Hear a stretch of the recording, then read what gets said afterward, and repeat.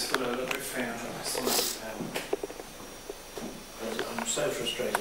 What else can we do? What the hell, yeah. I know I'm probably asking you possibly. Yeah, Anna, we are so frustrated because we do this a lot. Anna, we are so frustrated. And I presume you know you're in spirit form. But you could communicate to us through David. David is a spirit medium. Can you sense her here, David? She seemed to me to be agitated. She said, "Why don't you people leave my husband alone?" I don't think she's here. She's here because she wants to be. I don't think it's got anything to do with her husband. Is that right, Anna? Back to the taps. Do you feel we're intruding and prying? Imagine if you felt that in your house. And you want to But she still thinks it's her house, thinks the fact she's here. Yeah, absolutely. Would you prefer if we went and left you, Anna? Would you like us to leave you and your husband and your children alone? I don't know about these taps. Curiously, the boys' reports became evidently more intriguing as a later review of their tapes revealed that this was the very same door that had earlier caused several anxious moments for an all-female vigil. With some sort of activity present and witnessed by all crew members upstairs, we wondered if another ground floor séance could unearth further evidential activity. And the courtroom, which incidentally was once used as a morgue, seemed the ideal location. Is there anybody here in the room with us now? Are there any astral beings, any spirits here that wish to communicate with us? If there is, please can you give us a sign? Can you talk to one of us? Show yourself to us if you can, please. Was that one of the crew? I don't know. Did you hear that? I heard it. Where did it come? The bench behind, it was almost like somebody was drumming their hand on the thing where John was. I thought it was John's hand. Yeah. Is there anyone here? No. The Whaleys aren't here. They're definitely not here. They're not? What about James? There is one guy here. He's sitting in the judge's chair with his feet on the table. Is he? And he's got, I'll tell you what, he's wearing cowboy boots and he's skeleton. He's a skeleton with cowboy boots. Oh my gosh. That's how he's presented. James Robinson, if you can hear my voice, if you can see us or hear us, please will you try and talk to us? Touch one of the people sitting down in the chairs. Who's that? What was that? Maybe. Was it? If that was you, please could you try harder, please? We will... The girls are up there, aren't Yeah, but they're sitting there. This is a single-story part of the building. they? Okay. You were executed here, please. One of you, please give us a definite... If that is the spirit person that's making the noise, please can you bang twice? What was that? That was just here in the roads. No, it came from over there.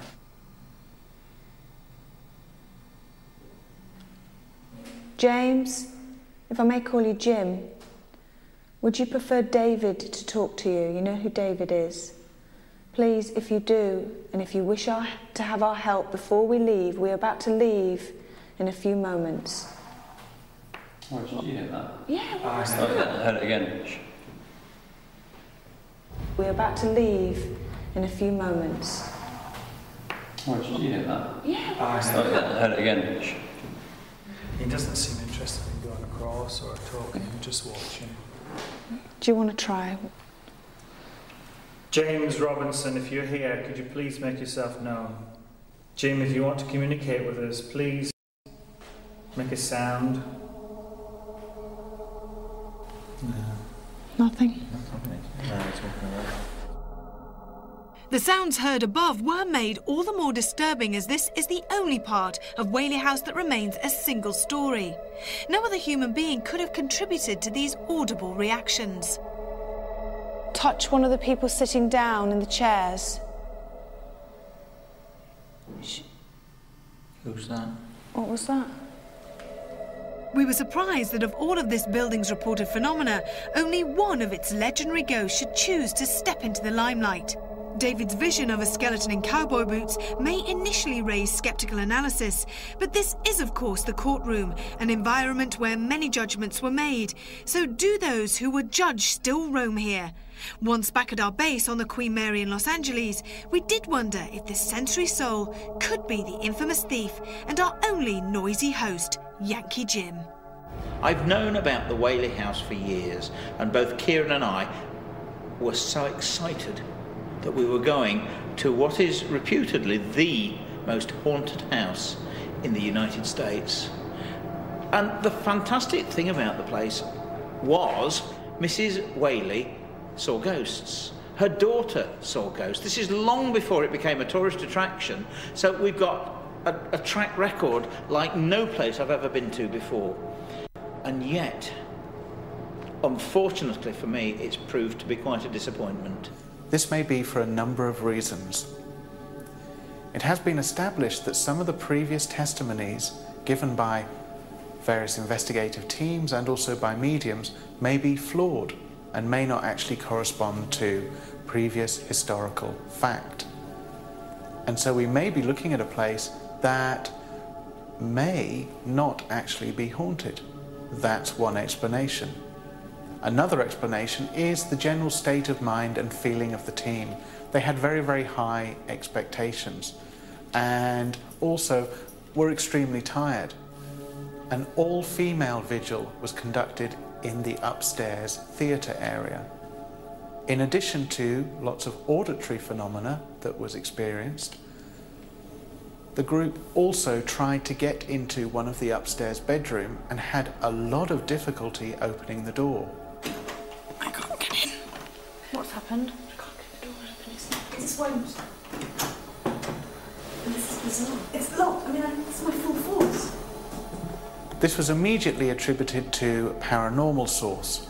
However, on that particular evening, it was a storm watch in San Diego.